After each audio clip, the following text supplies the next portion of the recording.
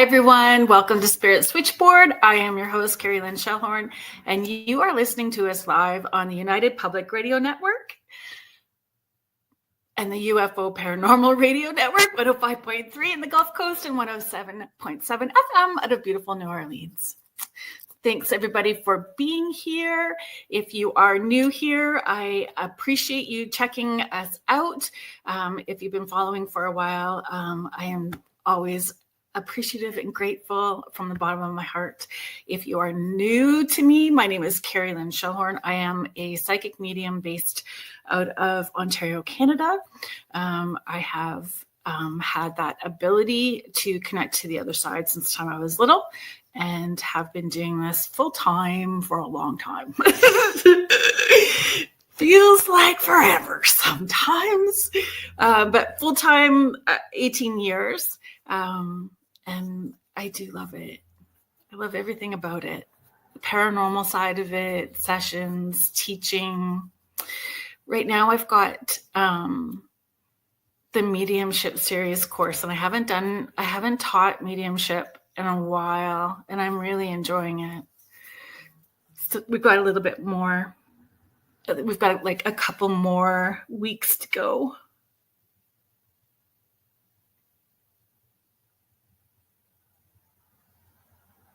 Just hang tight. So my guests are having a wee moment, but they'll be here. So we're going to do some open mic, and I'll say hello and answer questions.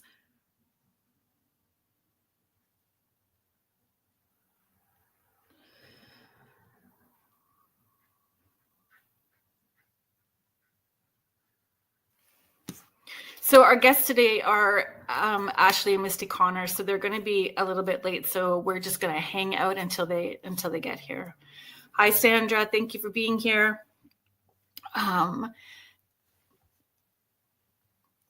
Miss Lisa, Kathy Lemire, thank you for being here. Hi, James. James, I'm always grateful when you show up because I feel like this is going to be one of those days where the ADHD and all the D's kick in, and I'll need that top of the hour reminder. Station ID time. Hi, Michelle. Thank you for being here. Hi, Julie. Heidi, thank you for sharing us out. For those of you that have not met Heidi, Heidi is part of Banter with Richie B, Bigfoot Banter. She helps them out over there. Please give them a like and follow on YouTube. It's a great show.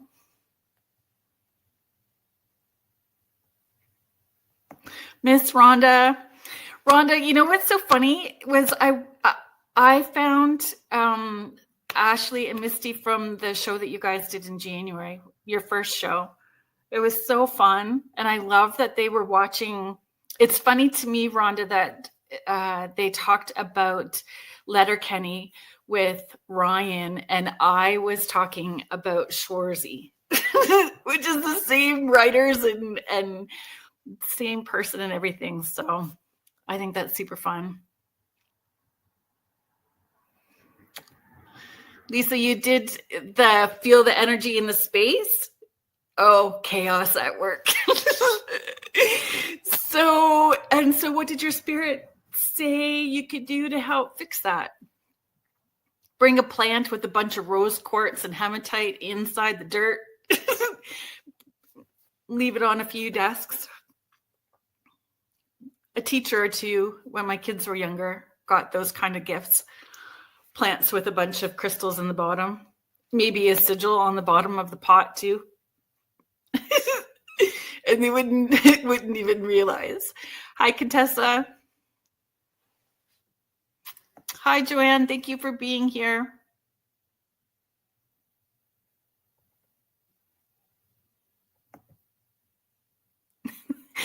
Yes, I think they're going to come on with a story. There's a story brewing, so we're just going to be patient and we're all going to hang out.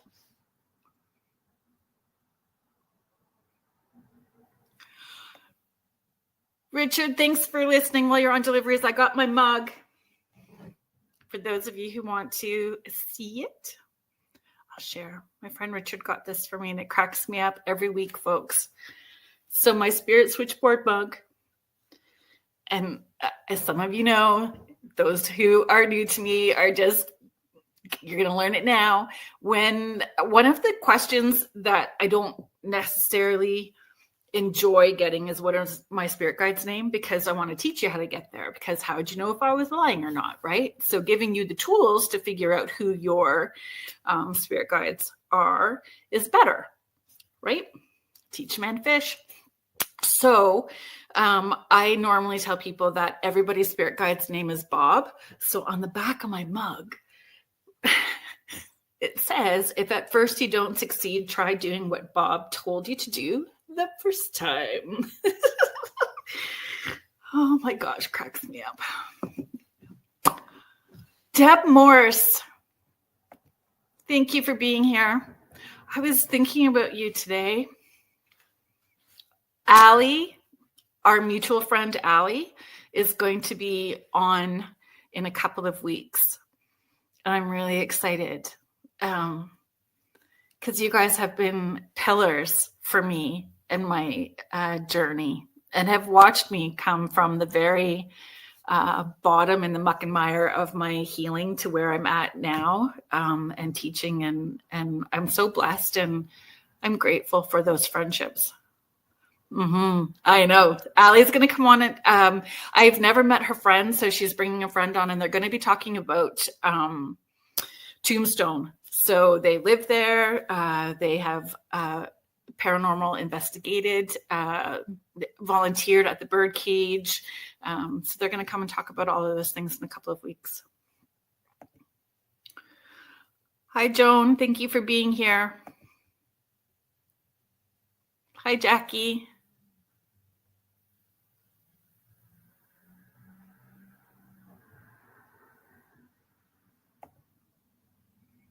Hi, Michelle.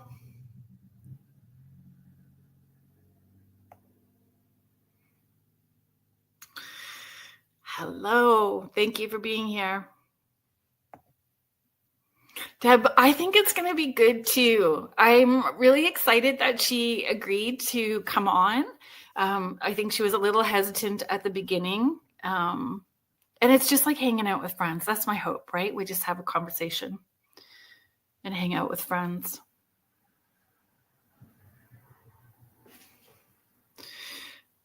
One of the things that I wanted to talk about, or that we're going to be talking about with the ladies when they get here, is about conjuring.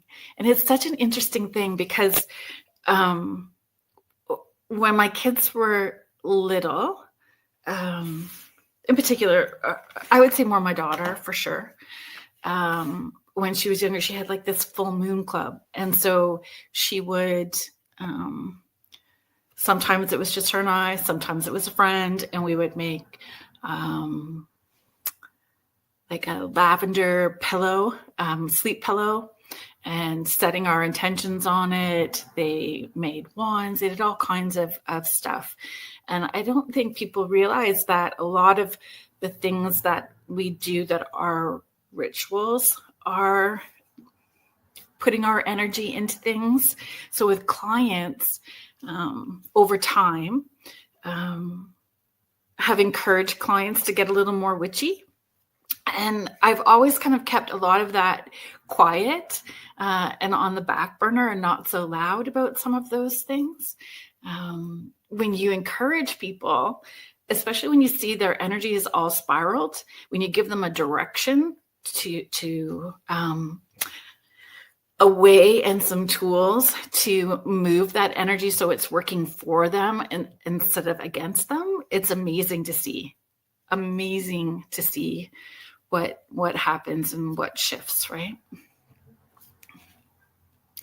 Oh, Contessa, I appreciate you saying that.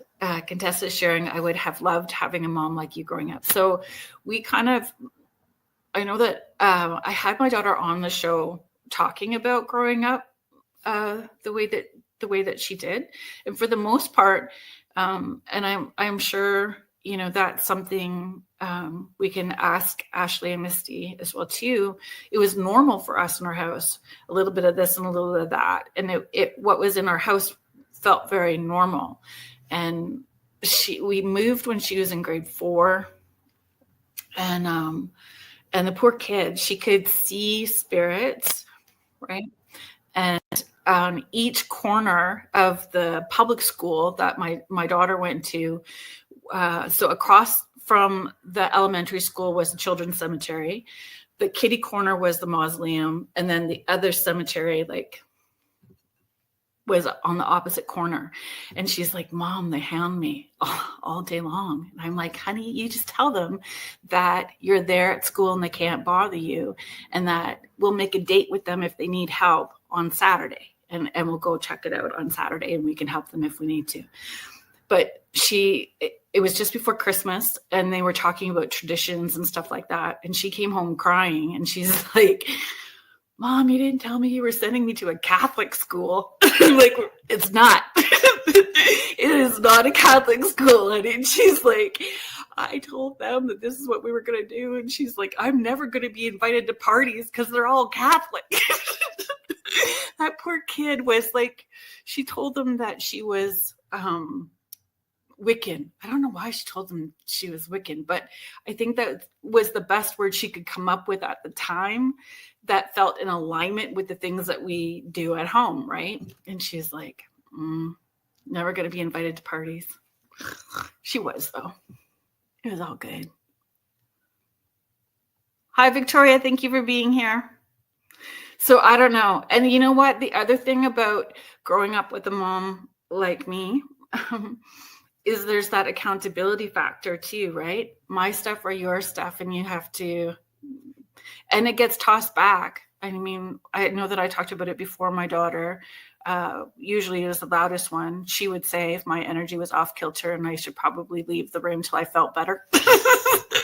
So it wasn't like rippling through the house and making everybody feel shiny, right? Okay, our guests are here. So excited. So excited. Let's just bring them right in.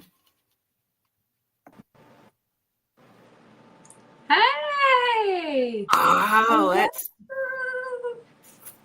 let's figure that out. Man, it looks so fancy. Oh, because we're on our phone. I don't know. You look good. Thank you. You look like I need to have one of those flowing dresses on where there's like squinting at the moon. I'm like,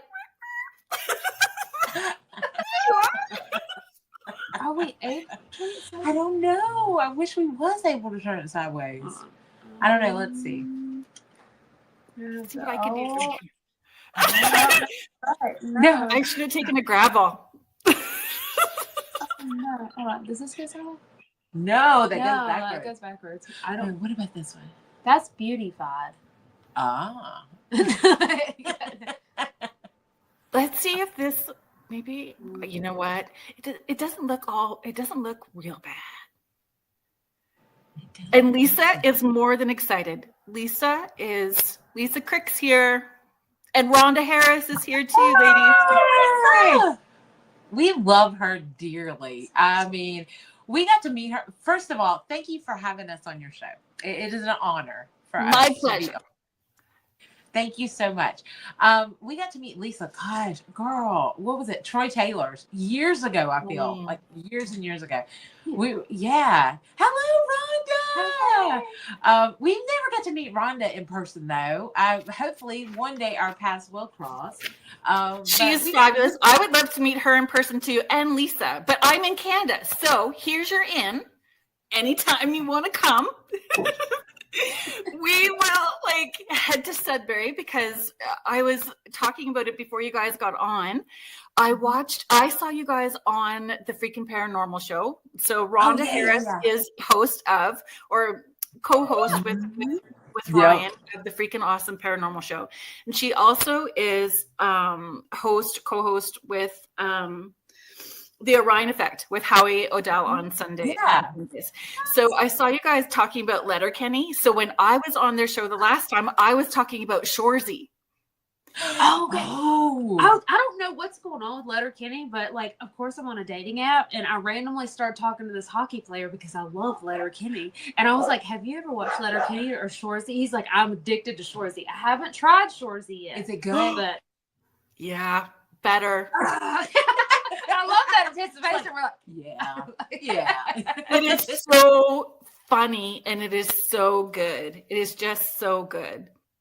I have to try it out then. I'm so attracted to Canadians. I don't even know if it's Canadians or just Letterkenny because how fast they are, and it takes. So that's super funny to me though, because I went to the very first time. So I will be 54 this summer. The first time that I got my passport and left the country, I drove by myself from Canada, 16 hours to Tupelo, Mississippi.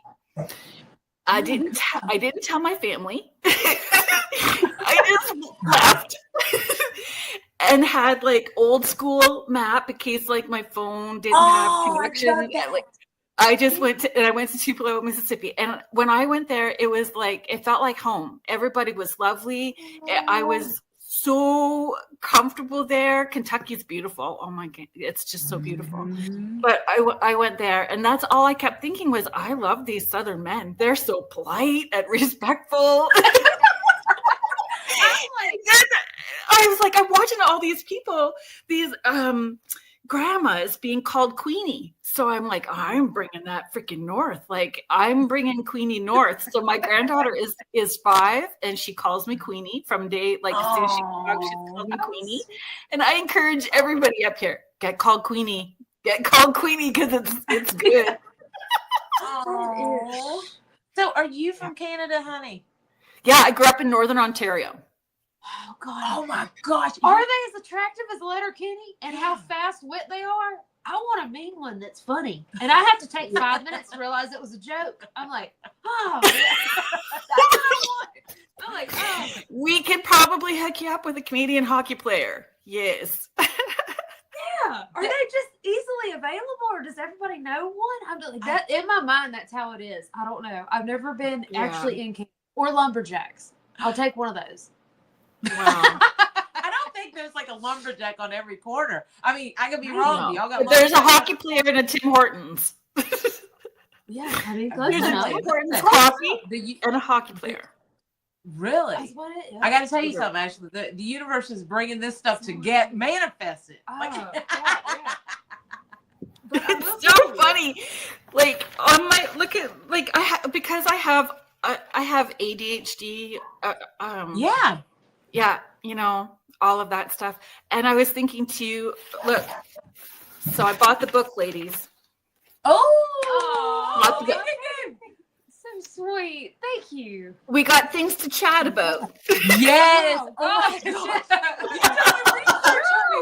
I'm so honored. You don't understand. For an author, for somebody to read your book is one thing, and they come and they bring it and they get you to sign it. That is, if you're an author and that doesn't just tickle your butthole, I don't know what does.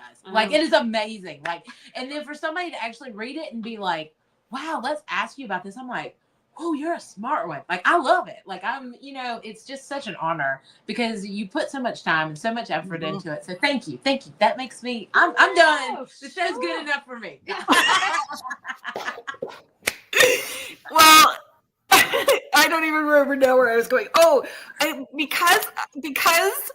And ladies, if you have not read the book or you do not know about the folklore, Appalachian folklore, you are not going to understand what I'm about to say, but you ladies will. Yes. I would not be allowed in the garden right now. Oh, yeah, I know what you're talking about. Okay. You're going to have a bad crop. I got you. Yep. Yes, ma'am. I'm so a little bit foggy brain today, right? So that's on my little notes of things I want to talk to you about. Look, I wrote Letterkenny and Shoresy. Good. I'm telling you, I don't know why I gotta rewatch it or something because it's been coming up lately. Something about that letter Yeah.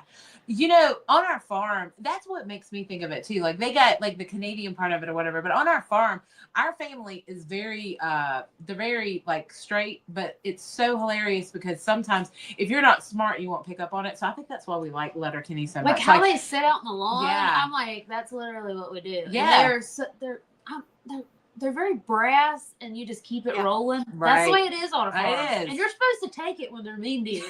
You're a wuss if you don't. Like that's the way it Well, is. there's pockets of that. I find my Canadian friends that are in the chat, like northern communities, remote communities. Yep, that's exactly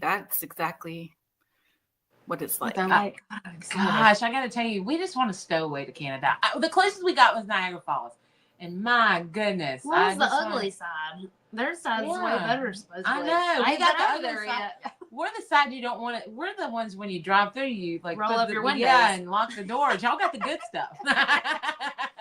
Yeah, it's pretty. It's pretty. But I am on the other side of Toronto. So I'm on the other side of Toronto. But where Sudbury is, like where Shoresy is, the show is based out of, I grew up for like 2 hours, 2 and a bit hours, 3 hours, I guess, north of that. That's pretty so cool. Oh, I'm so excited. I love when you want to. So all of Shoresy, like it's literally like all of those places are those places in Sudbury. So it's pretty cool. Mm-hmm. Now we're gonna have to watch it. We're gonna drop some knowledge on you, honey. You know, Dirty Dancing was filmed like 30 minutes from us. Mountain Lake, that lodge, they still do Dirty Dancing stuff. And like people we didn't even know it was close to us. And we were like, wow, you know, and they still have competitions like the Patrick Swayze and Jennifer Grey thing. And doesn't it make it just like closer to you? You know what I'm saying? Like you're like, I know about that. No matter what, you can't put Baby in the Corner. And that will like forever be one of my favorite movies because I live right down the road from it. Yeah. And another odd fact, since we're on, you know, the little odd talk show about weird stuff, is the lake sometimes dries up, so they'll find random stuff, and they actually found bones in there. They try to identify. I think it was from like the 1920s. So yeah, that's crazy. That's crazy. Finding bones. People collect them. I do. I collect bones. I think I'd feel bad about the ones in Mountain Lake though. Like if it was somebody's, but yeah. I would missing feel bad people about that went missing. Say it again, honey. People that went missing.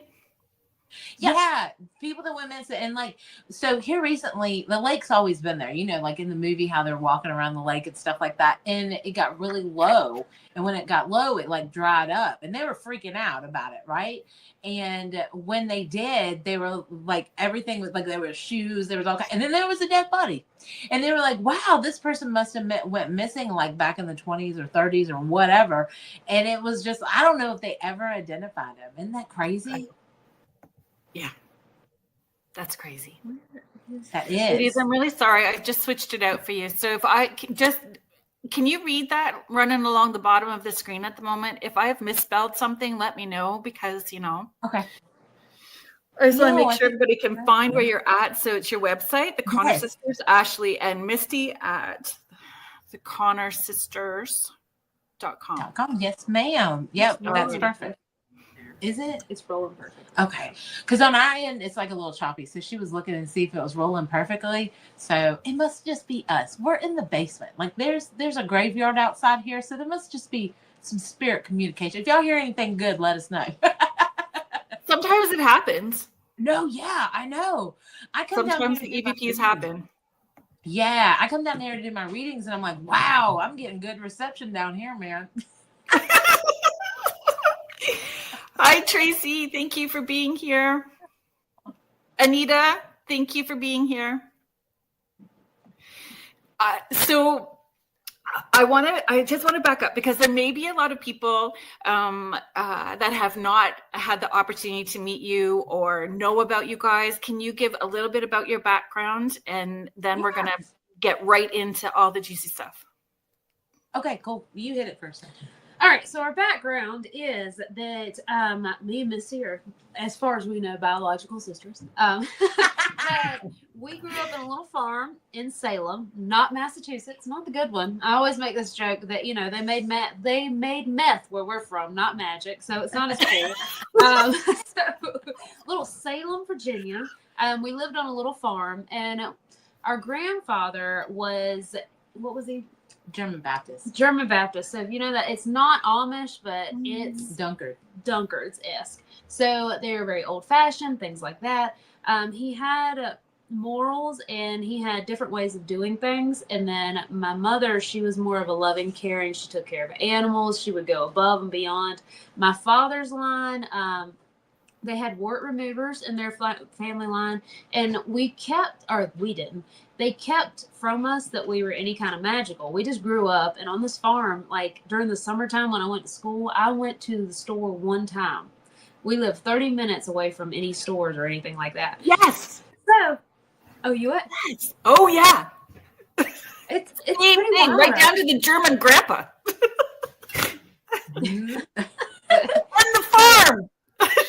Yeah, on the farm, we were just weird out there ourselves. And when we wrote our first book, then our dad came forward and he's like, yeah, we weren't called witches back then. We were called healers. And come to find out, our family line was that we were actually healers, and we would do they didn't call it magic. Even when you try to look up anything, they do not call it magic. They'll call it, they'll do prayers or not working. It's something else. It's folklore. They'll call it that. I even have a book. It's like, they're like, no, this is not witchcraft. But if you go in a river and you get a colored stone like this and you rub it on your temples and you read this prayer, then your headaches will be gone. So it's crazy things like that they kind of go avert in a type of way. And the Appalachians do not claim magic. And if you believe in God, then you're fine. But so if they knew that you did witchcraft and that type, if you can hide behind healings, then they would have tarred us and burned us. Because if you're going to somebody and they're like, hey, if you suck on this root for a little bit, then you're going to feel better. That's okay, as long as you like the Lord. Now, you probably make meth down the street, but you better love the Lord while you do it. So that is pretty much a Southern in that.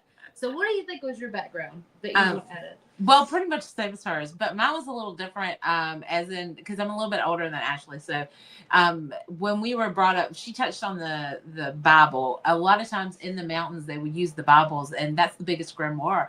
Think about all the magic and all the influence that is in this. So a lot of conjurers, a lot of workings, a lot of practitioners in these mountains, we're a little bit of an enigma, because every holler we would do things to make sure that we would, keep our crops alive or whatever. And people always want to talk to us about, well, the different nationalities, y'all are just, this back in the mountain. No, that's where everybody went that was less than. So that's why, a lot of us come out and we're just like, we're a little mixture of everything. Like Melungeons, that's our group of, they used to call us Native Americans, but that's actually just all the mixture here in the mountains. And that actually happened with the magic too. So some of the stuff that we were doing, like our granddaddy, there's healings that are in the Dunkards workings. They're called powwows and stuff. I don't know if y'all ever heard of those, but that's like healings. And as long as they, were tending things and they use God's name, the Bible and things like that, great things could happen. Talking out fire. When I do my healings, my cleansings, I use a lot of breath work and stuff. And that stuff I learned on the farm, like just putting my hands on animals and stuff like that we've had to use. So yeah, we're just a little weird enigma. Country and witchcraft normally don't go hand in hand, but in these mountains, we've been doing it forever. And it's normal. And that's something that my daughter has said forever as well too. Like, what's in our house is just our normal. So when she went to like the school and she thought I dropped her off at a Catholic school, she's like, what the heck? What has just happened? Yes, I understand that. And I caught where you said that she said that we were wicked. Listen, everybody wants to, that's just your normal go-to because people understand Wiccans. They understand that's a religion, that's a bait. They can understand it more. And I've seen people say that they're Wiccan and they're not. There'll be some other type, but that's the first thing we go to. It's kind of like, you know, did you do this? Oh, I'm Wiccan. You know, it's just like, hey, like, you know. okay. Yeah, that one. And she doesn't now. Like she's 28 now, so she doesn't say that now. But her little grade 4 self, that was the closest thing. Like she was in grade 4. Oh God, that is so sweet. By the way, that is just so cool. You know. So isn't it weird? Like there's all kinds of stuff. There's all kinds of workings in the mountains. I tend to go more towards root work and stuff like that. I like very minimalistic, but using sources that are around me, and just stuff like that. But there's been divination in these mountains. There's been root working in these mountains because all different cultures brought it to us. So then, you know, people say that they are all these different things, but us, it's just Appalachian Magick. So every practitioner is going to be different unless you're in that family line. Because most of the time they didn't pass it down until because they were very superstitious. Like I'm superstitious. I won't show certain people my stuff because I feel if I do, I lose the power and it transfers on. Same with dating.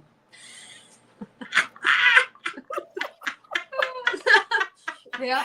But that's the thing, like with clients, because normally for me, it's like maybe 1 or 2 sessions. I don't want people relying on me for anything, right? So the more we give them the information and they can empower themselves, but they get so wound up if they understood to do some simple things, keep it simple, they move their own energy and direct. So even having somebody else, like if you did something for someone, you still have to encourage them to put their intention on it. Their energy is what's going to make it work. Oh my gosh. In the way that they want it. Say it louder, honey. That is true. And I'm glad you mentioned that about reading. People don't understand. And that lets me know, by the way, like, not that you have to approve, like I got to approve anything from anybody, but when I hear people such as yourself who do readings and you say, oh, I don't want them to become reliable on me, that lets me know that you're in this business for 100% the right reason, because there are people out there, you know, just like I do, that will keep feeding that. And I tell my clients just like that, we can't move that energy. And until that energy moves or something happens in your life that you're moving that, we're going to get the same readings. You know what I'm saying? Because it's not moving. It's not. But there are people out there that will continue. So I make my clients like, they got to wait a little gap. I'm like, I can't, you know, you got to give me a month or 2 here, or this and that and the other, because I'm afraid that people get addicted to it. And then they have, if they're going through something really bad, they'll have like a spiritual psychosis.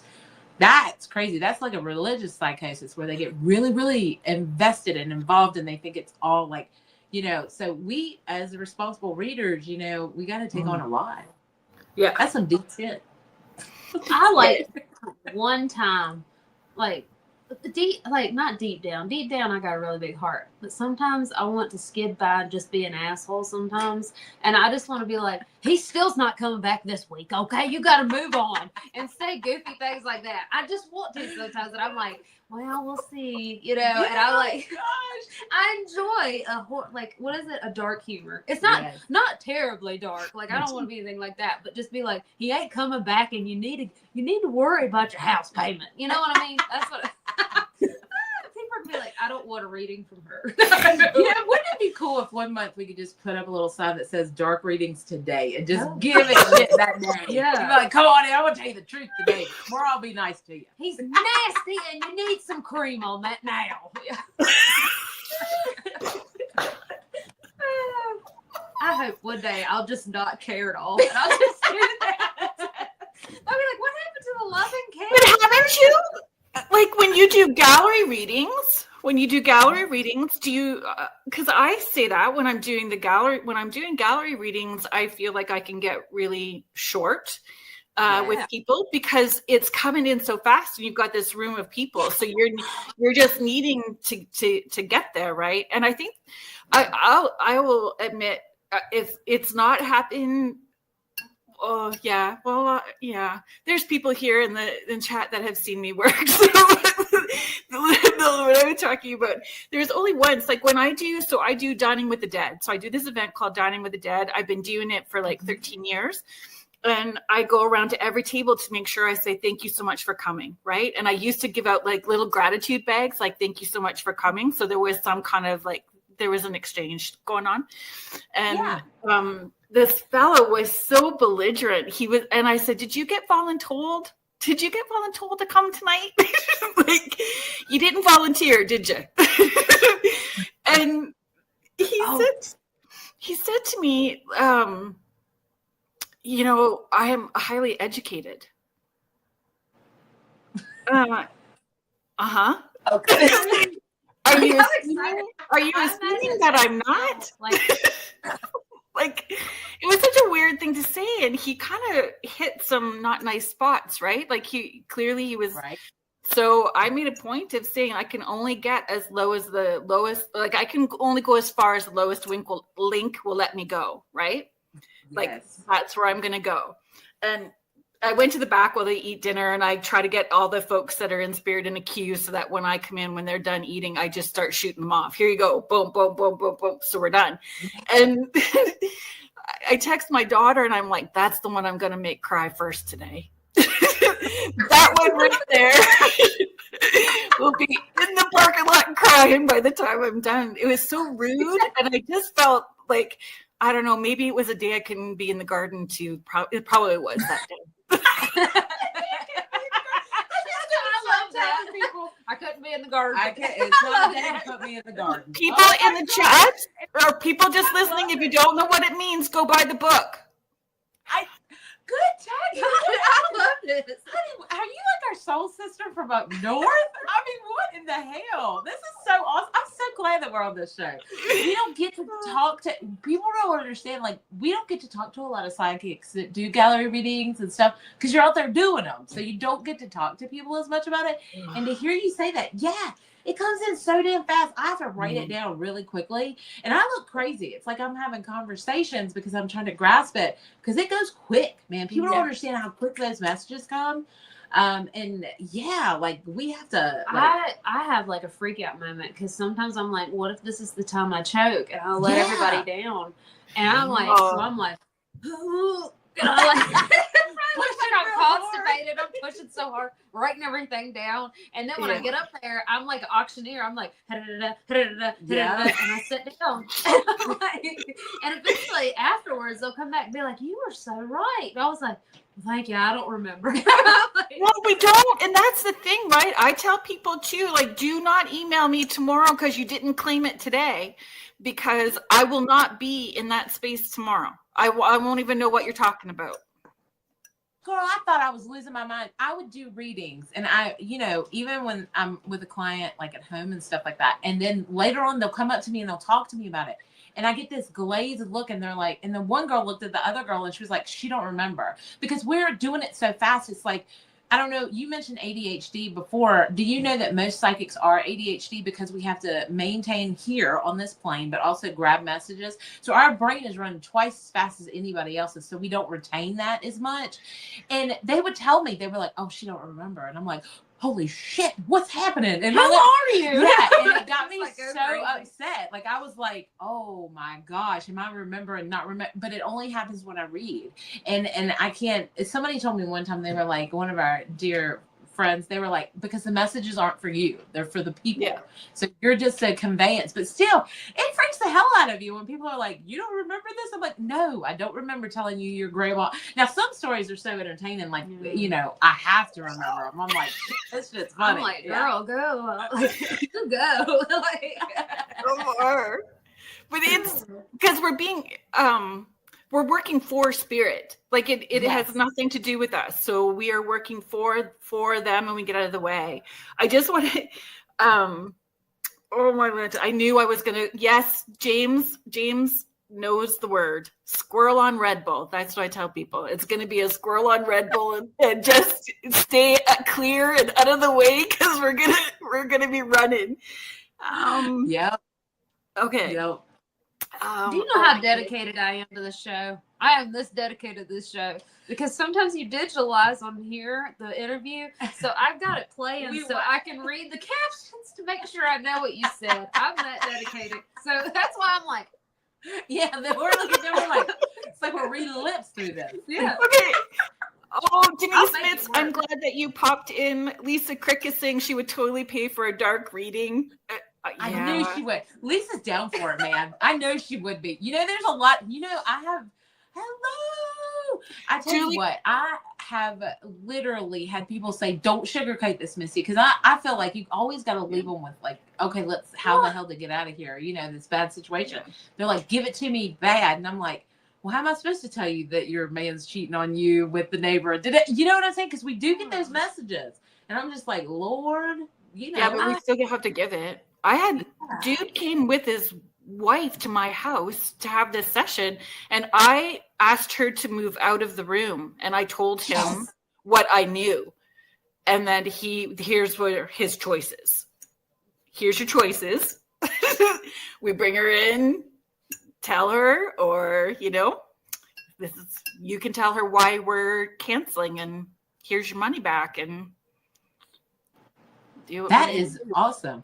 But Sometimes you don't know what the hell to do. You're just like, and you awkwardly look at their wife or husband. You're like, I can't give that secret away because then people are gonna be like, I knew she was saying that. Julie, thank you so. Julie Krause is also a medium. She's in the States. I'm sorry, Julie, that I'm not remembering. So Julie has been on the show a couple of times as well too. I think on Facebook, I think it's under Julie Krause Spiritual Advisor. Oh, cool. Julie's been on there a few times. That's so cool. Hey, Raymond. Hi, Raymond. Thank you for sharing us out. Oh, thank you, Raymond. Oh my gosh. He's asking. I'm Meemaw. Oh my gosh. I love that they call me that. Like, let's talk about hard candy. Listen, you want to see what I got in my... Okay. What kind of hard candy do you want next weekend? Tell him you want mulled wine. Mulled wine. I know. Isn't that nice? It's like the hard candy. Really? Oh wait, that is hard. Next weekend, tell him what. Oh my gosh, look at it. It's God, we look stupid. We're like, I know we're like looking down at the It tastes like wine. It looks like Moorhound, and it's in a tin can. See, you can see it kind of right there. Yeah, man. Oh my gosh, Raymond, candy. You're gonna have to dig hard for this candy, honey. You're gonna. I mean, that sounds dirty. Now that's not what I mean. I mean a box of what she's got. Candy, or not like. I'm just gonna stop there, but you know what I'm talking about. I want that lady's box of cake.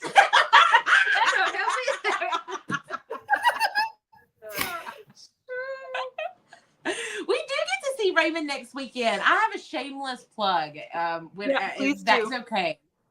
Yeah. Where we're going to be next. Yes, where we're going to be next. We are actually going to Light It Up Festival, and it is put on by the beautiful Beverly.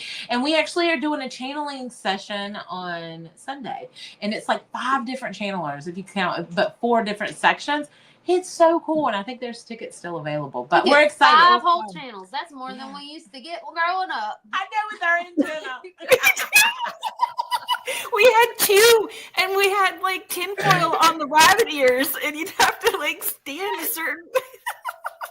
You know, the kids always had to go over there and pull them some bitches, while the parents just got to say them and be like, yeah, that's good. I mean, you had all the aluminum foil and everything. I mean, man, it was crazy. Kids don't know about back in the day. By the way, honey, struggle is real. You look so young. I can't imagine you could talk to us about antennas, but I'm just saying.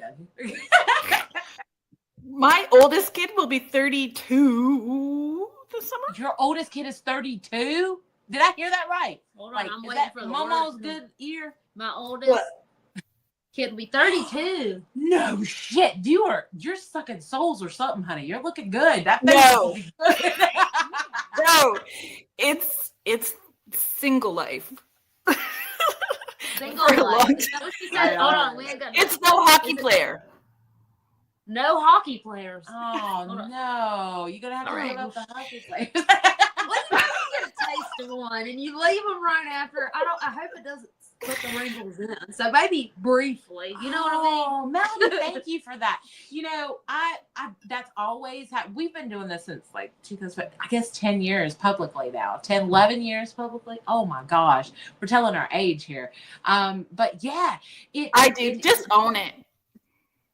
as I get older, I'm just like scared. I'm like, oh no, I'm not remembering. And until one of my clients called it out, I really didn't think about it. And then I'm like, oh God, they all know I don't remember. I'm like, oh gosh. Well, because we're not meant to. We see too many people to remember everybody's stuff. Like, that's true. And can I ask you, do you have a hard time with names, but energy, you know? Like if you're working on somebody or something like that, it's like you link up with their energy, but I can't remember their damn name to save me. But if I interact with that energy again, I can remember everything that I need to about who comes around, all this kind of stuff. But it's like I can't remember their names. It's like it goes so fast. I don't know. Yeah. So what happens for me, it's kind of like dial up a friend. So their loved ones in spirit, if it's the second time I'm meeting them, or if I've met them at an event and that I'm doing a one-on-one, they kind of do hey, remember me sort of Cole's Note version in my head. And then it boom, boom, boom, and away we go, right? Julie is asking, do you all feel as though you forget normal words during the day after readings or big events, feeling not grounded sometimes? That happens to me a lot. Us personally, we used to get what we called is the psychic flu. So we would give it all we had at these events when we first started out. And it was like we would get sick. Like it would take me till about Wednesday to get all my energy back. I would get like really like it was just off. You could feel it was off. So not remembering words, brain fog, just feeling physically tired. And then what happened is the more we put ourselves out there, the more we did it, the more we learned these grounding techniques of how to cut that energy. And then we became like Reiki Master teachers. That helped a lot too, because you could cut that energy. What is happening is it's funneling that natural energy you're giving to it, and you're pushing so hard. So what happens is you start getting like these brain fogs and things like that, because you're going, I call it full-wheel drive mode, honey. It's like we're regular, but when we go into readings, it's like I was saying, it's like you click into another level. So it's like your body has to go full-wheel drive. You also know that you'll get dehydrated. Sometimes we'll start to swell, stuff like that, because it's like using so much of our energy that we have to replenish that. That's something I had to learn. Honey, I come out with cankles sometimes and I'd be like, Lord, I'm swelled. I'm thirsty. I'm this and that and other. And then I realized it was because of that funneling of that energy. It really was. I'm starving after. Like I'm starving after doing a big event or like a whole bunch of sessions. I'm starving. But I know energetically I have shifted, because I used to like eat a Baconator with no problem and no guilt after. Like I just needed that quick pull down, and now I can only eat maybe half of it, and then I sound like I've been a smoker forever. My body's like, what the heck did you just shove in your mouth? Like, yes. So maybe half, but it takes about 3 hours, I think, for me to feel normal after a big event. It comes like, so when we went to Troy Taylor's Dead of Winter recently. I think that's our last one that we went to, right? I think so. And we traveled up there, and as soon as we hit the ground running, man, we walked in. I had clients lined up. We went out right after that. We did a gallery reading. We had a speech. Then we went back to clients. Then we did a gallery reading, and then me and Ashley headed out and drove right back. Girl, I'm telling you, we didn't even we had to pull over to a rest stop and just go to sleep. We were like exhausted. We were like, whoa. It's almost like you get the effects of drinking a whole bunch of alcohol, but no alcohol and good time. But you're just left with that afterwards. So yeah.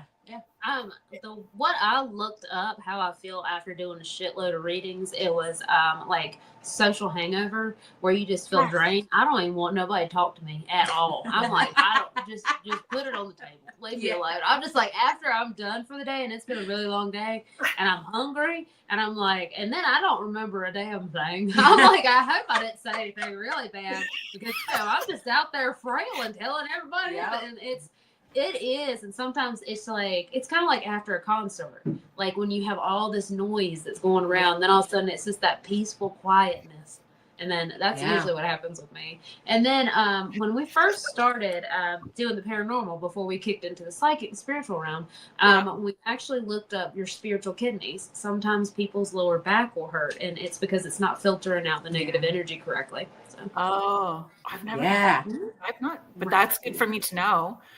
I tell people the image that I put in people's heads is after an event like that. If you think about Al Bundy, Do you remember Al Bundy from God, Al Bundy and Homer no, Simpson? ma'am.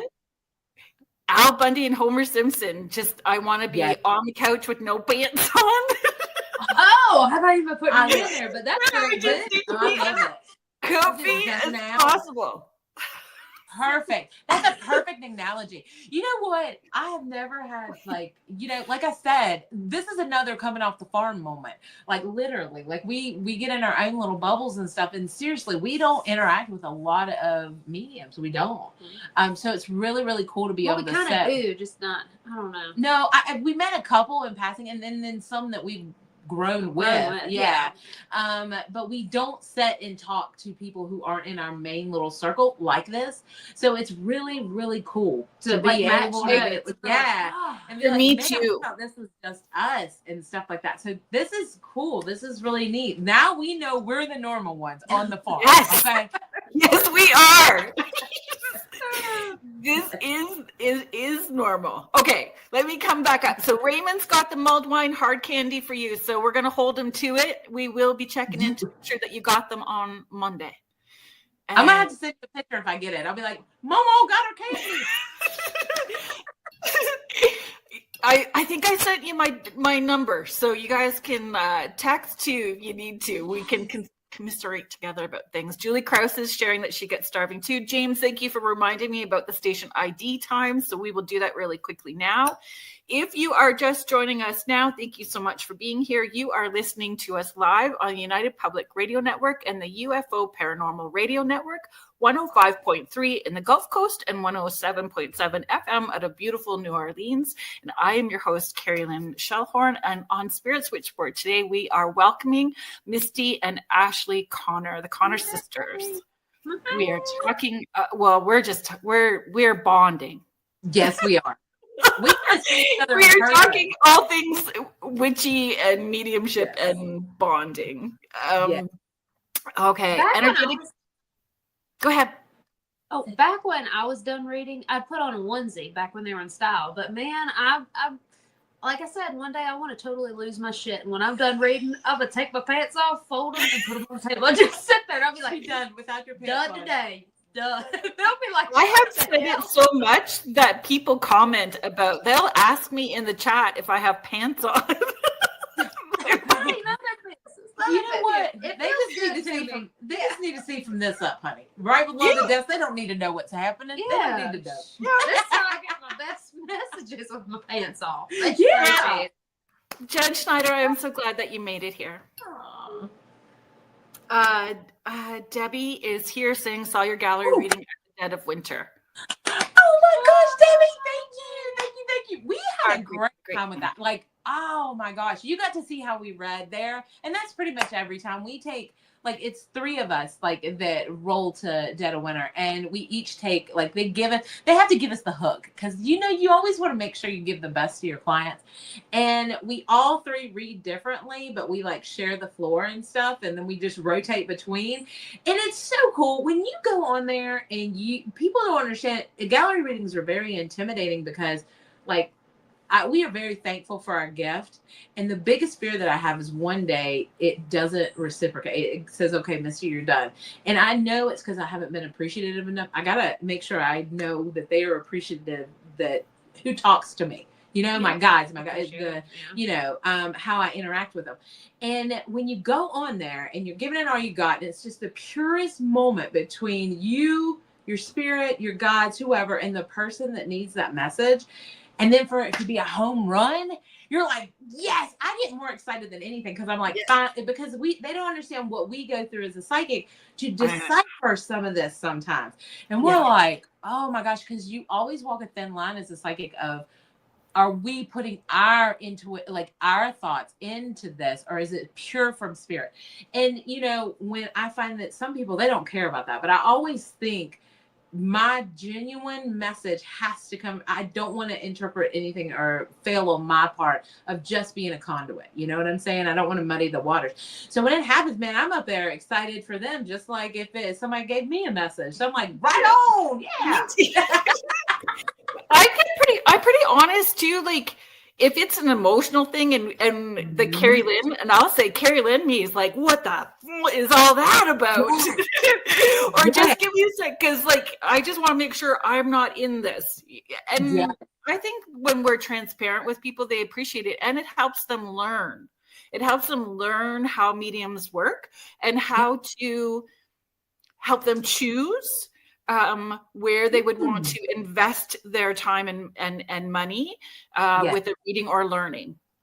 And I'm just in the middle of teaching right now, and the very first class, I said it pushes all of your insecurities to the surface, and you are standing there and you feel bare and naked and exposed.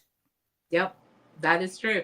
And I don't think that, like, people think, oh, I'm not nervous about doing this or whatever. I don't like how long we've been doing this publicly, 10 to 11 years publicly. That's not behind closed doors or anything. That's hosting events and stuff like that. I think if I didn't go out there with a little bit of rawness or a little bit of nerves, then I would get too egotistical. I just feel that. I feel that if I've got to a place that I don't, it's like stepping off a ledge. You hope that step's there, but if it's not there, then you're going to fall, right? I have faith that my step's going to be there, but it's still nervous. We still get nervous, I still get nervous. I'm like, we got to give them these people paid to get the messages. I want to give them the most authentic. But I find the most I'll tell people no. And I'll tell people if they keep pushing on the subject, I'll say, honey, that's good you have that question, but that's not the message that's coming through. And I've had to push back on people like that. And it's horrible. Yeah. I would love to be able to manifest that answer. But sometimes spirits don't want to tell you certain things that you want to know. That's not what they want to tell you. They want to tell you something else. And I think that genuine people, I could really see that. I appreciate a psychic that will tell you, I don't have that information or no. Do you see what I'm saying? Other than yes, and they always have that, because people don't understand a psychic is only 85. The best of the best is only 85% correct. Because we're using you can't, sometimes we're going to be tired, sometimes we're going to be that.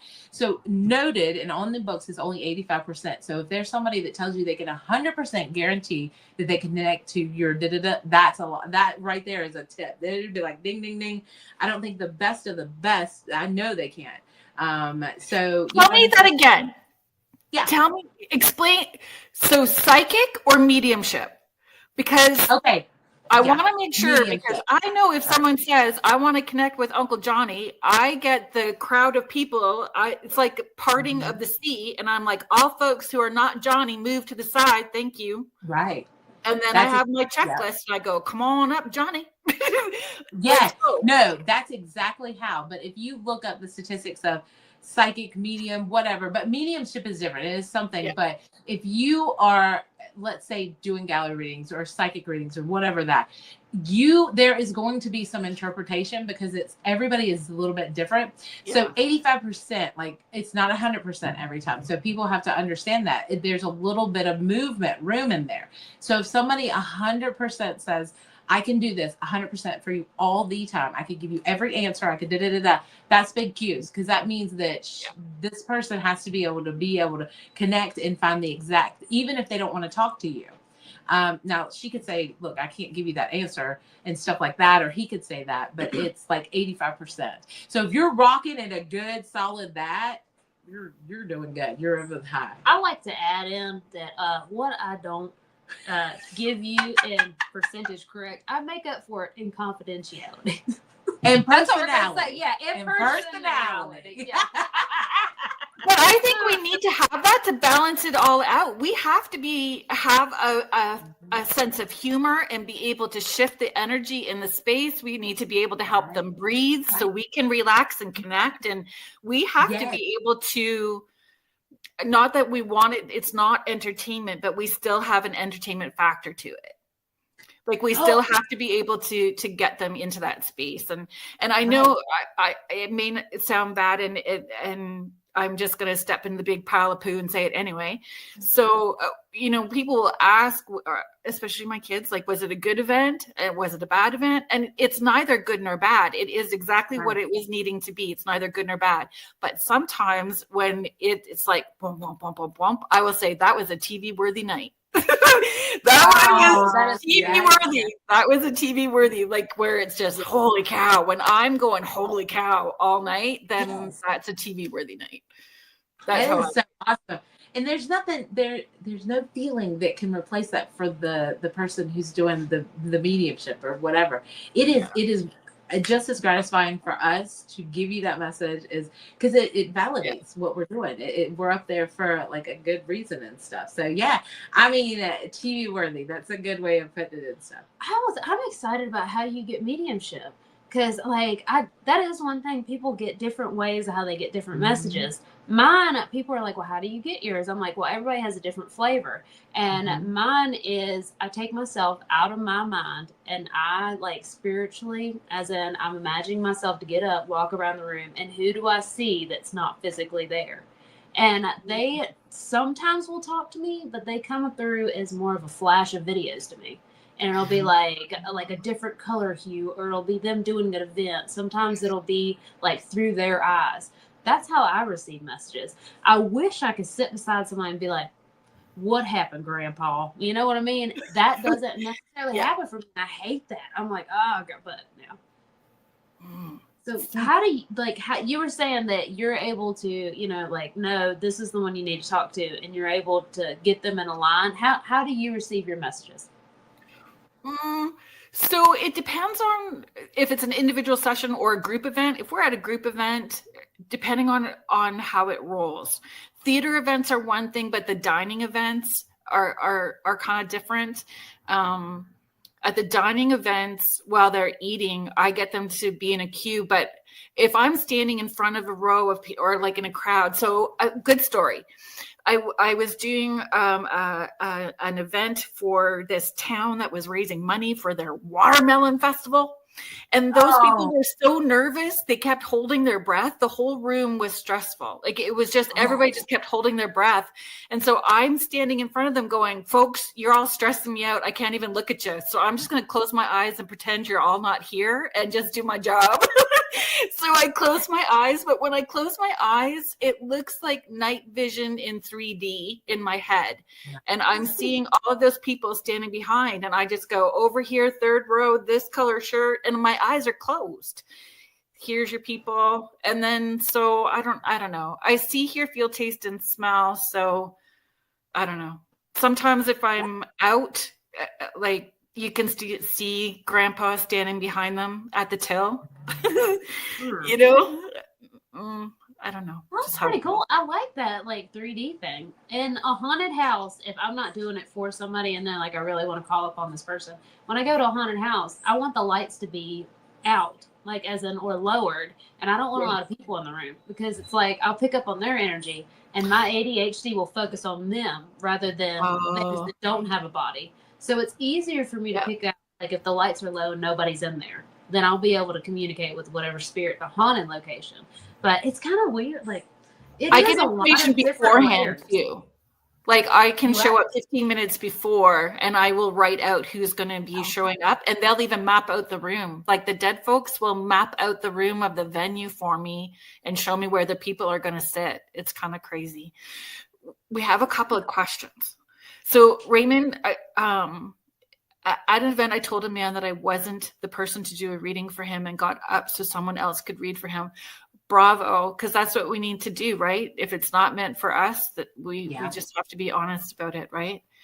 And sometimes if you say like, you know, if we're asking if we have permission to know the answers right now and the answer is no, we just got to move on. I've had a few of those TV worthy kind of events. Richie's here. So Bigfoot Banter with Richie B. Guys, check out his show Saturdays at 6 p.m. Check it out on YouTube. Please like and subscribe. He takes you with him. So they strap on their cameras, they go out searching, and you're watching live with them at the same time while they're doing it. So it's fabulous. So his question, you had two. I think it's the same one. Can a medium tell when another person is a medium? And can you read each other? Yes, yes, and yes. We all agree with that. People always ask that was a question at the event, the Dead of Winter that lady joined. They said, can you tell if we're different or if we're mediums? And yeah, y'all give off of a different vibration. When we're going around, when I go around and like, I scan our area that we're doing like a gallery reading, or if I'm doing hands-on, or because I do like more hands-on stuff with them, they vibrate at a different level. Vibrations are a big thing throughout all of this. But when you have a witch, a psychic, a medium, they vibrate differently.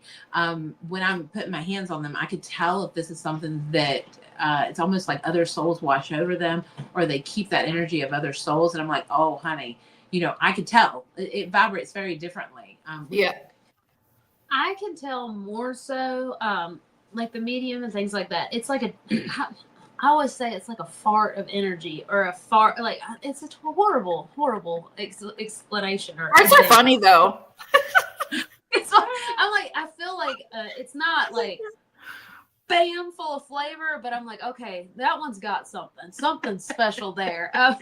Like if they're meant to be a healer, then I'll get more of like a motherly type essence, and it'll be like the feel of it will be more warm honey type things. Of course, like if someone is more in tune for mediumship, it'll be more colder, more nurturing. It's different like that. But more significantly, if I'm sitting with someone and I have, been like, hell, I'll get a reading with them. They seem pretty interesting. If I sit with them, there's something about it. I know when they're legit, I'll just want to start crying. I don't know why, but it'll be like so emotional for me. And they'll just be saying something stupid like, you got a job on the way. And I'll just,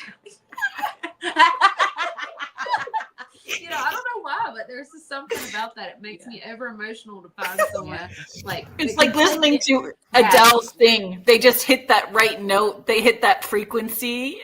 Like Adele singing. They hit the right note and they make you cry. Yeah. I'm like, God, it's like they're digging around in my brain like Hannibal Lecter. Hannibal is a good. Anyway, it's like they're digging around in my brain, and I'm like, God, you're invading my space. So I can. Well, I guess we all pick up differently too, though. Like we're gonna pick up psychics differently. We're gonna pick up mediums differently. We're gonna pick up energy healers differently. Mm-hmm. It's just we're each gonna feel different things, right? My third eye always feels like there's a cold breeze moving in a circle when I'm with other mediums. And energy healers, the palms of my hands get really hot. So then I know, because I was doing these sessions, and it was individual sessions, but they all were going to the same Reiki master. And so I didn't know that they were going to the same Reiki master. And I'm like, who's got the hot hands? Who's doing that energy healing? Because they're good. Whoever's doing it is good. Like, good for you. And it turned out to be Reiki Deb. So I don't see her in the chat, but Deb has been on the show, because as soon as I felt that, I was like, oh yeah, I want them on. So she is she was on. That is.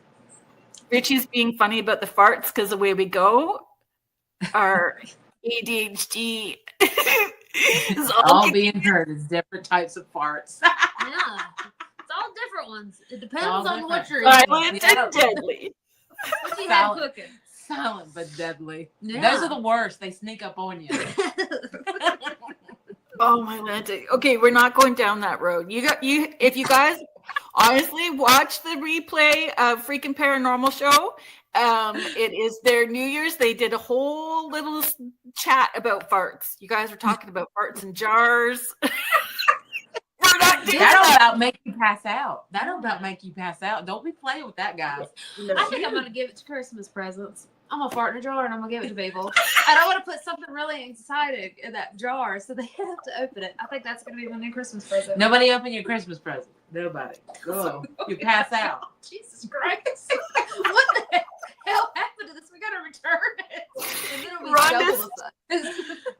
Yeah, that's see, Rhonda's just yes, you did. Yes, you did. Yes, we did. So funny. I have this opportunity, and I don't know when I'm going to have it again. So I want to make sure I get to some of these things. Okay. I wrote down what I loved about this book and there is a third author. So Rhonda Kendall, Yeah. I don't want to leave her out of Uh-huh. this. So the three of you wrote this together. Mm-hmm. I wrote it down so I wouldn't forget. The beginning of this book is a love letter to your ancestors. It is a love letter. I love how you honored the history of where you came from. And Yes. I feel those of us who do this sort of work need to remember that. We need to remember where our own ancestors came from, because when we are working, we are helping those people in spirit heal as well too, that haven't, those people that are not at rest, and what do they need to be at rest. We are doing all of that work. So we need to be able to know our history, know our own healing. And you really talk about that at the beginning so beautifully. I loved it. It made me teary. I was like, oh yeah. It made me really respect the way that you work the way that you shared all of that. Thank you. That is so sweet. God, I would have come on this show a long time ago if I thought we were going to get these kind of compliments. No, I'm just joking. No, I'm telling you, that's so sweet. That's what I wanted. Like, when we laid out the book of how we wanted to do it, I just wanted people to understand, because for so long, when you hear about the Appalachians, you think, one, that it would be like we're ignorant or we're backwoods and da-da-da-da. And there's so many intelligent people, so many great, but our magic does come from struggles. And it seems that they cultivated a way for this to work. So thank you. You got it. Thank you so much. And that's what I wrote. Like what trauma our ancestors had, and how it has been held, or those burdens, and if they've healed it, not healed it, how did they do it? Like, those are the wisdoms that we carry and bring forth when we're doing our work. And I think so. That was, sort of like my first question was, like, knowing your culture and history, how does it influence you and how you show up in the world? And exactly. Like, I thank you for that. I mean, it just means the world to me that, the process of that, the thought behind that actually, conveyed. That's what you want when you write a book, is people to understand. Thank you very much for that. Oh, you're welcome. You're welcome.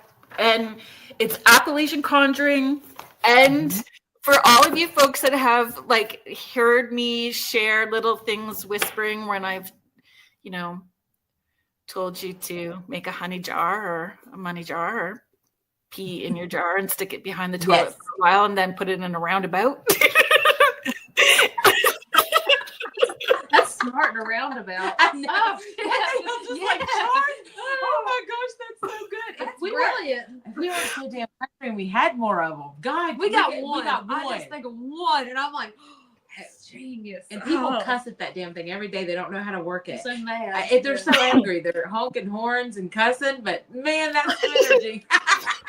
Yeah, it's going to be all right here. And so again, it's about energy and what we put into it, but understanding our intent. So, it's when you have big emotions, being mindful that how you're doing your working, what your intent is, and what those big emotions are, and the consequences of those big emotions. all of that's important, right? And where it's going to land too matters, because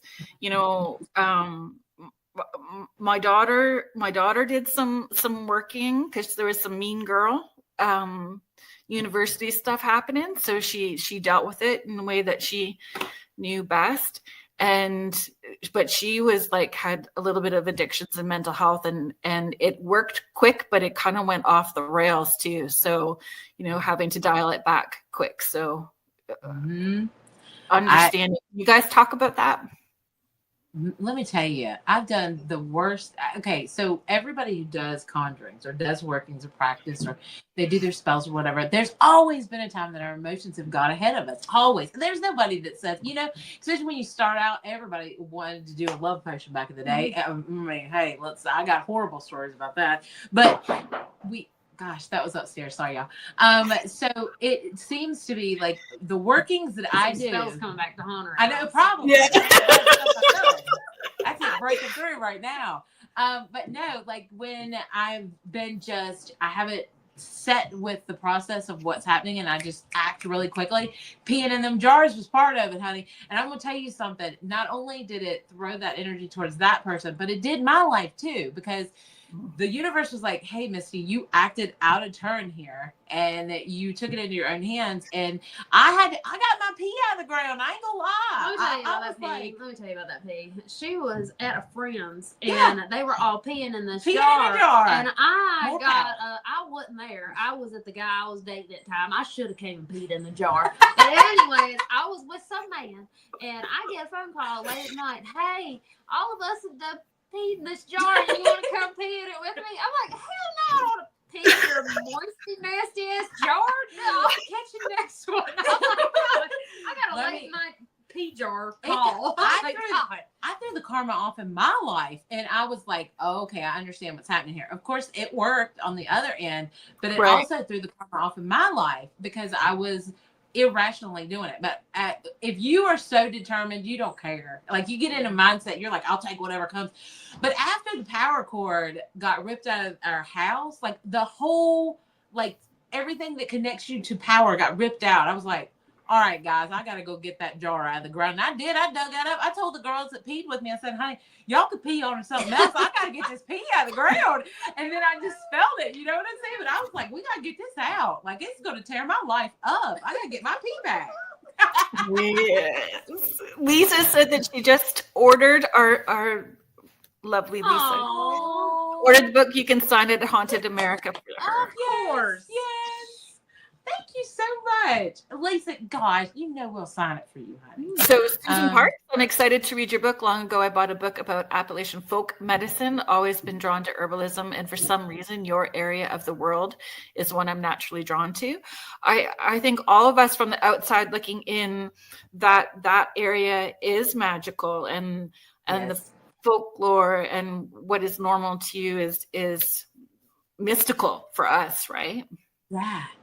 Like people let me tell you, I put that one on the door in a heart in red marker. So we're hoping that we're switching up the numbers so that this is my year that, you know, I can break that 26 year of being single drought that we're in. Now that I've raised my good children, my children are productive members of society. We can move on. Okay, I have a beef. I do have one little beef in here. Okay. Do you guys not have skunks? Yes. In your neck of the woods? Why wasn't skunk in here? You guys have all these animals. I didn't have an animal skunk. I did not do an animal divination of a skunk. That's so weird. No, man, I'm not getting getting it. We just try to stay the hell away from them. I They're do there. We like because dogs, like our dogs will bite them, and then your dogs stink. No, so man, I'm upset with myself. But I'm like, every time somebody asks about spirit animals, I'm like skunk. And then people laugh at me, but I'm like, they demand respect. They're little and mighty. People get out of the way. They're cute no matter, even if they're like. I love skunks. I didn't think I didn't. I did the. They're in so much of our life. Like there's mating season around, you know, and I really do. We really stay away from skunks and stuff. When mating season's in, they're everywhere. You got to watch out. Like if the one comes around your house down, I mean, it's just ridiculous. But they're cute, adorable. But then when they need to be like pew pew, people get out of the way. TikTok. Oh God, you watch them on TikTok. I can't get enough of them little things when they're tamed and they like show the little butt and then they run off and they shut. Oh God, you gotta look out. I read it 3 times. There's no skunk on here. Why isn't there a skunk in here?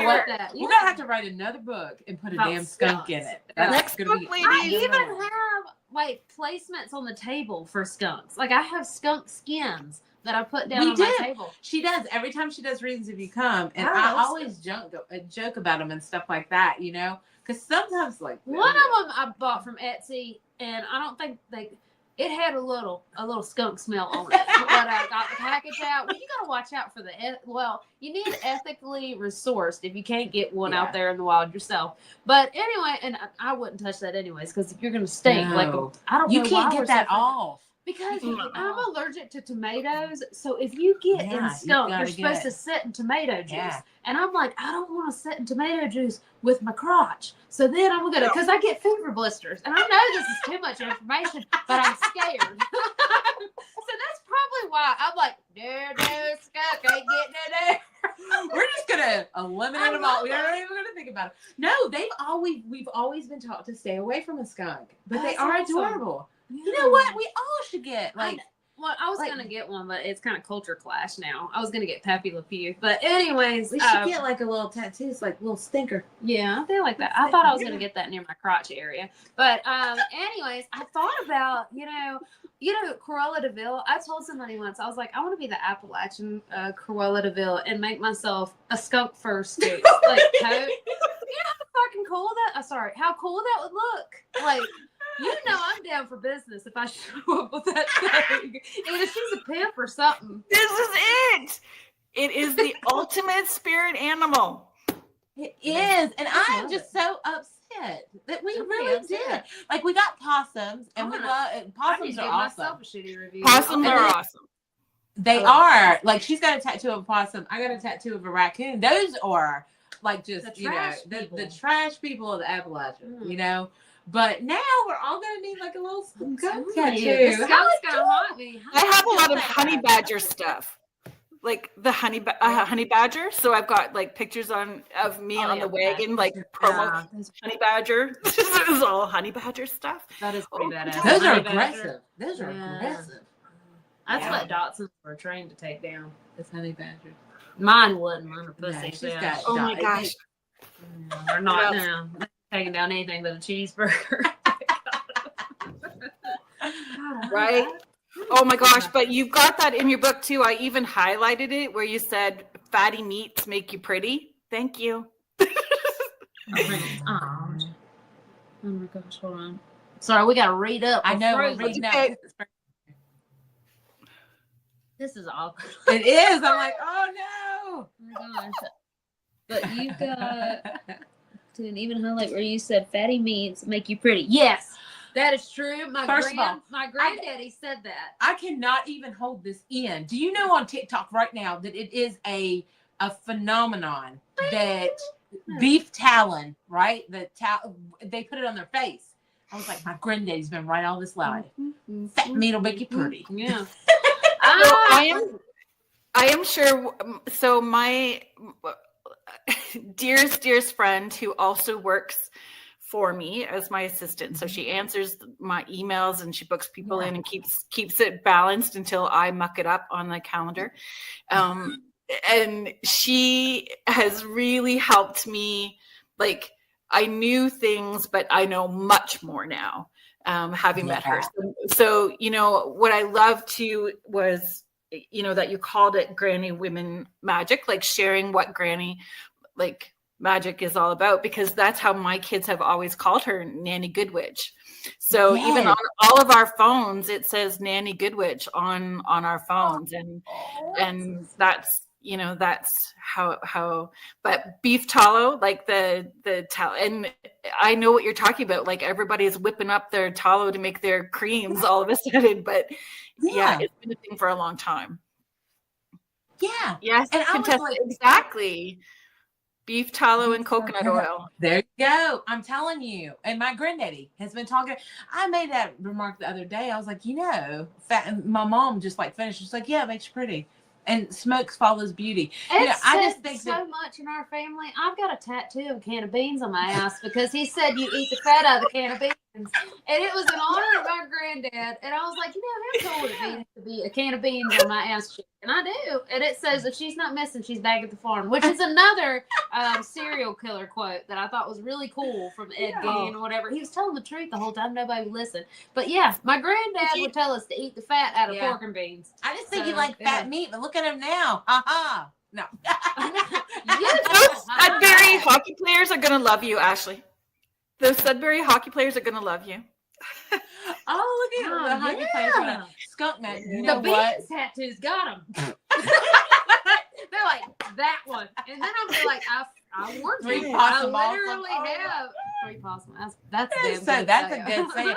That's gonna be. We're gonna have to use that saying. 3 possum awesome. Possum awesome. That's. I mean, y'all are smarter than us. Like. Oh, and then this is the other tattoo that I really like. Yeah, It is a possum smoking a cigarette on a broomstick. That's gonna there you go. And bats coming out of my crotch because that thing's haunted. Ain't nobody been in it. Yeah. If the fiends don't get them, I got more interesting facts. They'll be like, don't take this one. I hope one day that I crack again. And someone just has an image of, because I'm incredibly white, like my skin tone, because I'm a natural ginger. I have spray tan, you know. But anyways, I just imagine by identifying factor, I just go crazy and rip my clothes off. And someone has a blurry picture of my white ass and a can of beans on it. And that's what takes me to jail. I want that to happen. Or if I get put in a nursing home, they're like, what the hell happened to this one? And then when they have to take care of me and wipe my ass, it's a can of beans. Like, that was the best tattoo I've ever gotten, one of them. Oh, Lord. Yeah. Well, thank you. I think we're a disaster, and we probably make others feel better. That's our business. That's our motto. We're a disaster. We're gonna make you feel better. Yeah. There you go. About your life choices. Come sit with us. Yeah.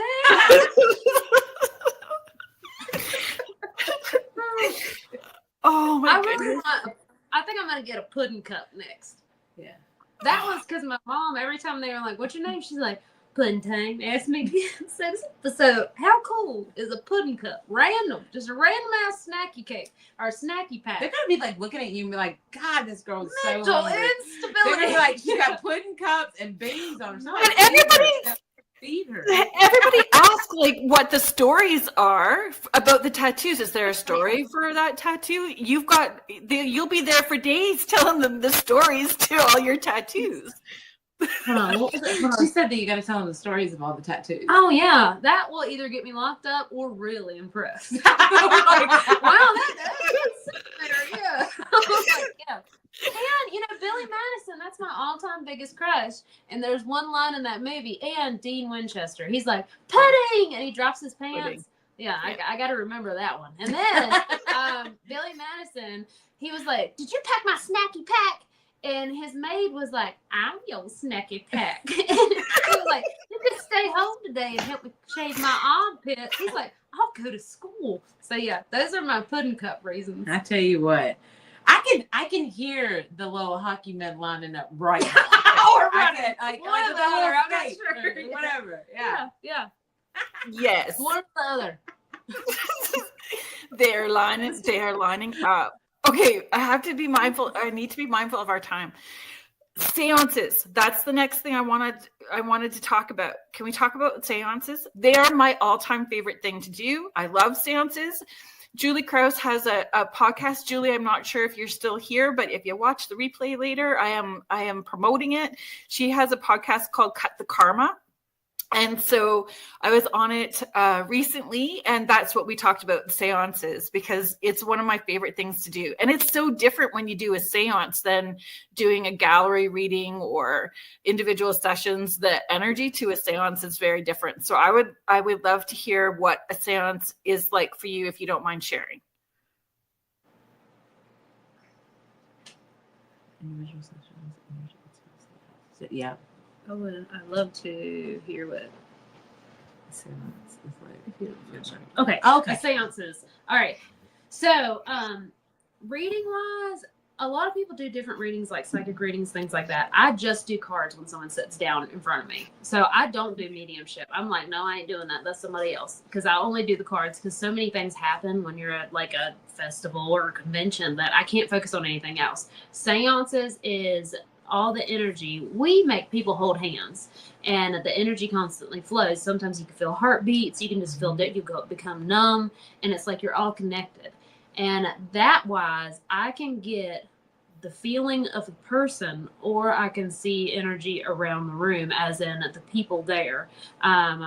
that's how seances work for me. There are sometimes the channeling, as in you'll get more body movements, or the body will repeatedly keep making the same instances. One time I was in a seance, and this one lady that sits beside me, I was like, I don't understand why, but my fingers keep on, like, someone wants to rip my fingers apart like this. Like, it's a really awkward shape, and it's to the point it hurts. And she keeps on wanting to say, I need to tell you this. I need to tell you. And then whoever it was to shut her up would rip her fingers apart. And I was like, this is like, it's painful. You'll feel, you'll taste, things like that. And a lot of people share that energy because we're all connected by hands and physical touch. Sometimes it'll be like a candle play. The lights will go up, go down, things like that. Movement outside of the circle, it's more controlled because they can't really move. It's just, we're sitting in this location. But the ones with the hands, the lady was like, you wouldn't believe this, but my grandmother had horribly disfigured hands because my grandfather abused her, and that's how he got her to shut up. So there, it's really, it could have been the crowd, and it was always at the same location that we did. Well, not always, but usually seances with me are more, not always darker, but they get more serious, and they're more, I don't want to say negative, but I get more of the doom and gloom in a seance situation rather than a gallery reading. That's just me, though. How do you think? I get more, like, because we do share that energy, and it's so intimate. Like when you're doing a gallery reading, I love gallery readings because you can pop, pop, pop, pop, pop. There's so many sitting there, and the energies are around them. And if I don't get a lot, I'll walk the room and like I'll feel the energies with people or But when you're in a seance, it normally is a lot more intimate. So you are sharing that, like the hands. We do prefer the hands because back in the old days, by the way, it got such a bad name because they would start making noises, things like that. But if you could see somebody's hands and you trust them with their feet and things like that, there's not any outside interference. Mine, I get repetitive, like it is more plugging straight in. I will notice that I'll start, if there's a message that needs to come out through, it will repeat until somebody claims it. It'll be like, and like my mannerisms and stuff like that. Like, if we were at the same seance, like she was across the table from me, but I had people on this side, and I was like, I couldn't stop doing this. And I was like, what in the world? I looked like I was handicapped. And it was just my head getting jerked back. And I was like, somebody needs to claim this right here. I know it's the two right here. I was like, why is my neck getting snapped up? And they were like, well, we found our friend, he had hung himself. And as soon as that happened, it released. So I could go back, and I was like, he's so mad at y'all. Y'all knew something else was going on. And it was like so much anger that was coming through because this guy was like, y'all know there was a part of this that had to do with drugs and stuff like that. And it wasn't, I don't believe he hung himself. I busted out numerous things like that. When you get so close and people are telling you this is how this ended, and the spirits are like, nah, it's not how it ended. So those kind of things, they become very intimate in the seance. I do like that. I like how intense it gets, but I don't think if you sit at a seance table, don't get me wrong, there could be nights that, like you were saying, some days are like show worthy, man. They really are. And then other days you just give the messages. It's nice. But when they come and they are ready to talk, you got to be willing to hear that, because sometimes your secrets are going to come out, man. We were at a seance one time, and it was so cool because they always say, oh, tell me where people are like, tell me the lottery numbers, buried treasure. But it really was. I was like, listen, dude, I don't know what's up, but I see this older gentleman that's related to you, like your grandpa. I see the back of this truck. He showed me all these jars, and he's showing me this daggone tree that he planted these jars. I see the dirt, and he's like, he planted all of his money. He put it all in jars. He's like, what's that tree look like? And I'm like, well, he was taking fruit to the market from it. And this guy was like, he started talking to his wife. Like, I didn't know how deep this was. And his wife was like, anybody check that tree? And they started like, we're going to go there now. Because they thought they could find all this man's money that he had buried. And I can see that tree to this day and him back in that truck underneath it. And those are some cool moments that we've got at seances and stuff. I will say some people, not to say I would never do it, but I don't let things take over my body. The most it'll be like, show me what they did to you. You can give me like small pain like that, like my hands are hurting, you can jerk this, but I'm not going to be like, and now I'm Ethel.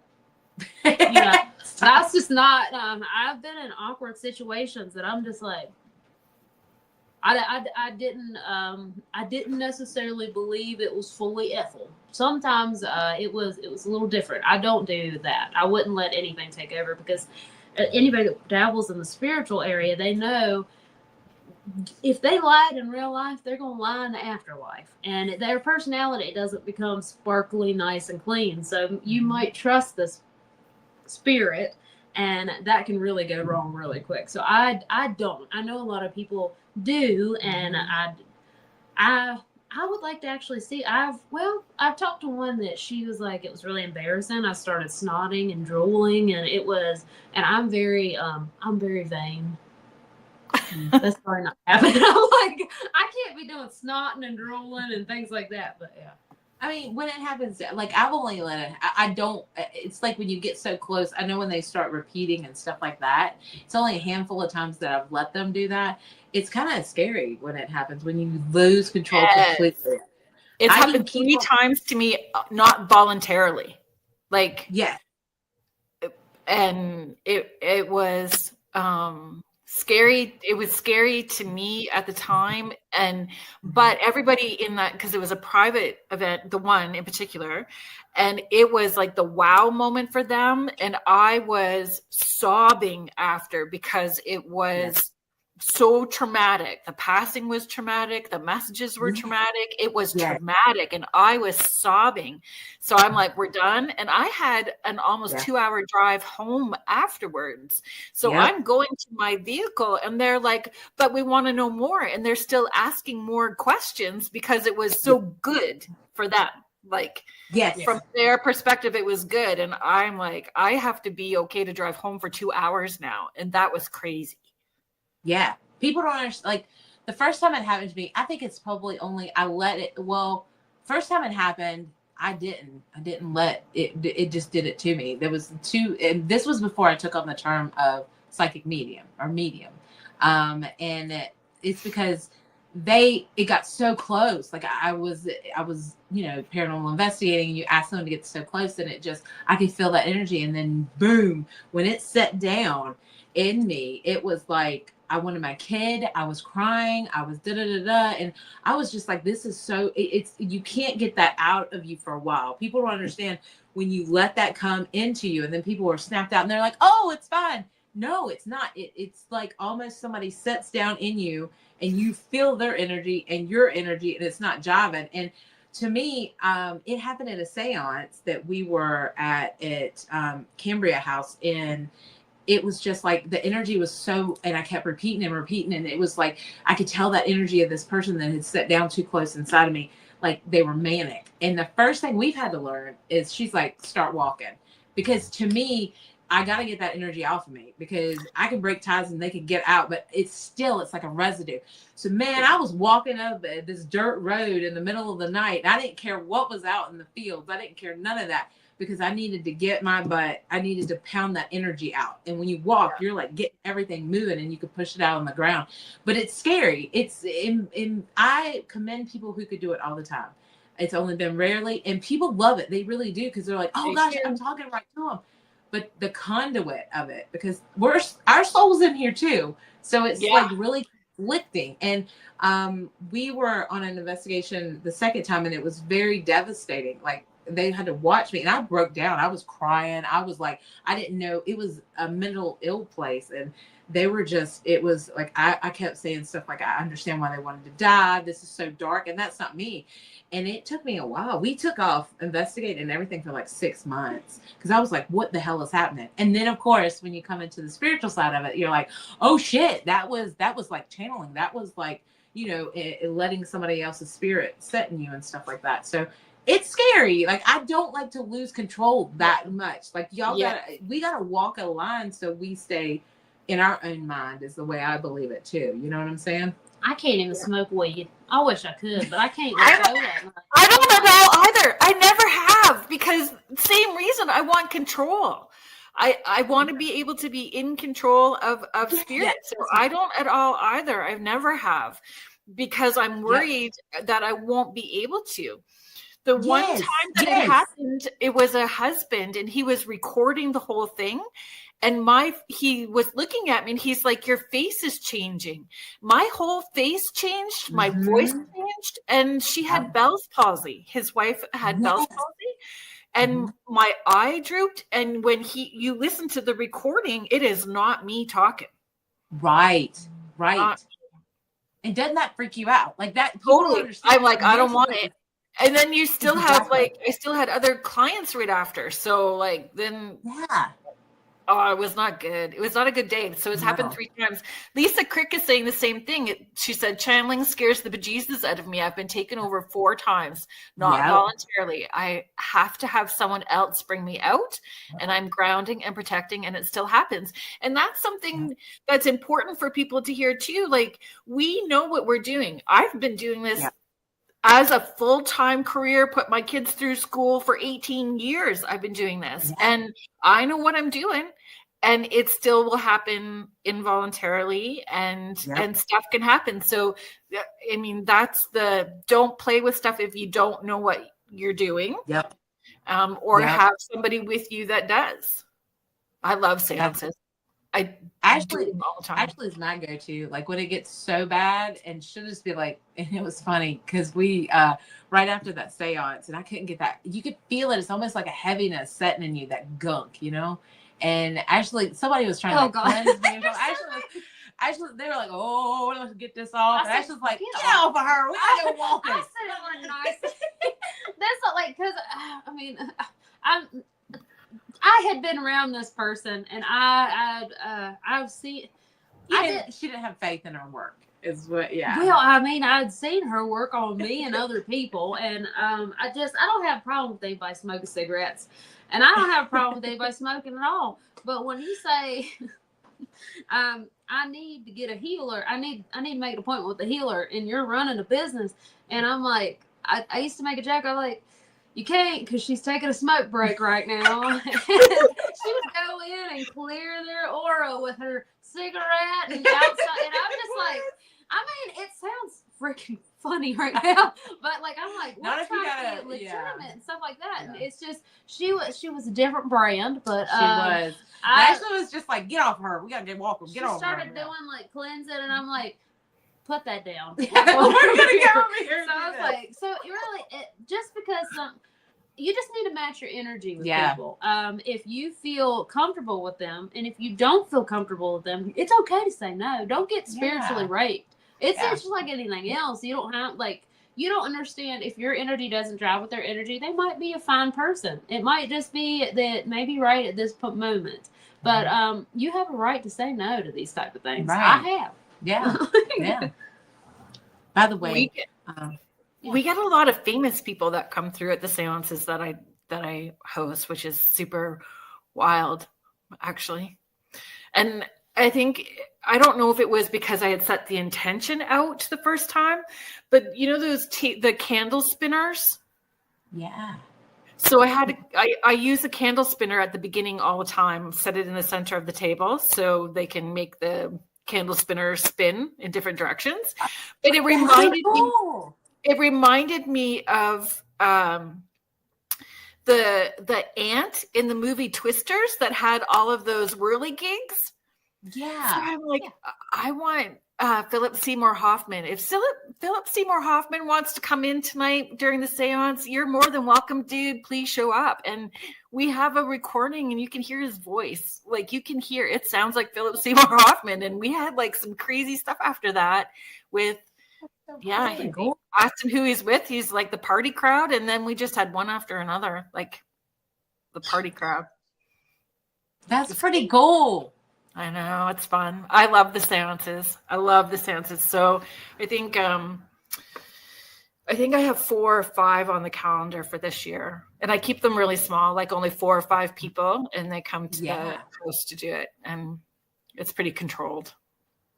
Yeah, that I think is very intimate. It's very, and it's nice. You can be very zoned in on them and stuff.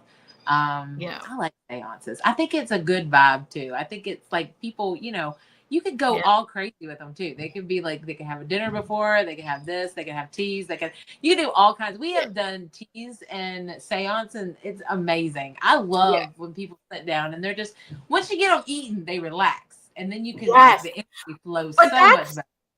That's what they used to do. Like in the Victorian times, they would have dinner first, and it was like a dinner party, and then they would do their stuff afterwards, right? So I try to do it like the Victorian time, just, you know, without all the charlatan stuff, right?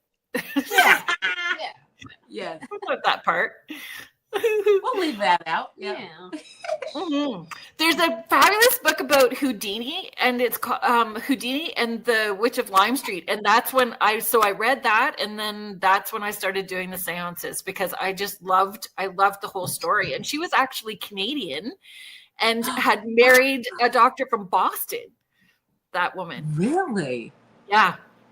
That's so cool. We got to go see where the Fox sisters first started. And, you know, even though they came out and said they were charlatans and stuff, there's still something about it. That was the movement of, you know, the spiritualist community. They were like rock stars back in the day. You know what I'm saying?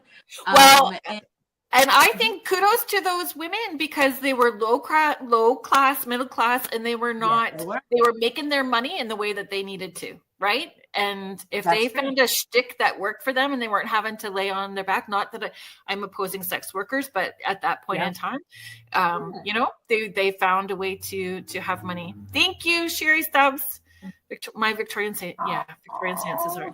Thank you. Debbie is asking, I need to be mindful because we've got like 2 minutes.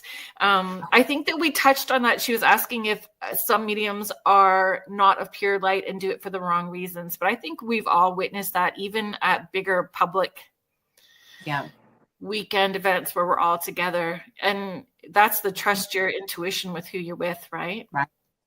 No. You'll notice, this is what I tell everybody is, like, say there's somebody there and you'll notice that certain ones will just stay away. We don't say anything. It's just we can feel that energy is a little different, and you'll see some just stay away. That's my best way of doing it. I can't go over there and start talking crap. That's not my path. My path is to help people, but I can control where my energy goes and who it goes around. Yeah. And really, if you're going to pay someone and you're going to get life advice from them, you should do your research. Like, really see, look them up. Be like, okay, even if they have free card pull readings, just watch how they interact, see if it even matches and things like that. Just because there's a psychic there, I mean, it could be divinely leading you to that person, but if it doesn't feel right, you can totally, and their intention fits what your intention is. If their focus is not about future stuff, their focus is about past and healing, like really understanding why you're wanting to go, and if they focus in that way. So we are going to be shut down in 1 minute. So folks, please check out Misty and Ashley Connor at theconnorsisters.com. Please buy their book anywhere that you purchase books. So Appalachian Conjuring, Ashley Connor, Misty Connor, Rhonda Codhill, so I don't want to leave her out because she is also author of this book. Thank you so much for being here. I hope you come back. Thank you so much, everybody that was in the chat. Thank you to United Public Radio Network and the UFO Paranormal Radio Network, 105.3 in the Gulf Coast and 107.7 FM out of beautiful New Orleans. Thank you so much, everybody, and we'll see you next Friday at 6 p.m. Eastern. Bye.